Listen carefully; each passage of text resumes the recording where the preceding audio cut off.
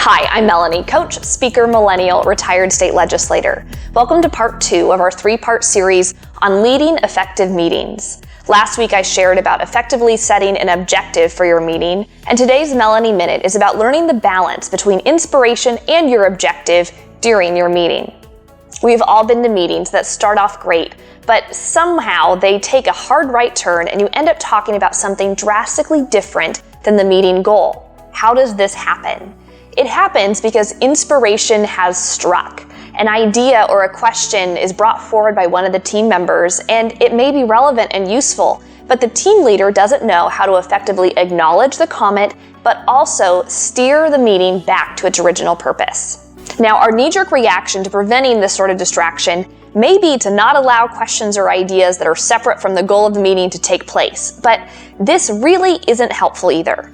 When you get your team together, great ideas can be sparked. You want that to take place. So as the leader, you want to have an arsenal of statements that can acknowledge and thank that person for their idea or question, but then also bring the meeting back on track. It looks like this. Now, that's a great idea. Let's set another time so we can vet out the details. Does anyone else like that idea? Okay, let's set that on next meeting's agenda. I want to honor everyone's time here today, so we don't have time to discuss it right now, but I'll follow up and we'll set a time. The balance you need to learn as a leader is to allow inspiration to take place, but also hit your objectives.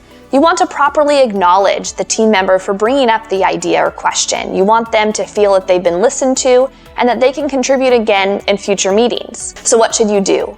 Practice these statements ahead of your meeting. Get them so they feel natural and you're able to use them when the meeting time comes. Because conversation diversions will happen, you want to feel confident in using these statements to bring your meeting back to its objective. Remember, you are the meeting leader and the other team members are relying on you to keep the meeting on track.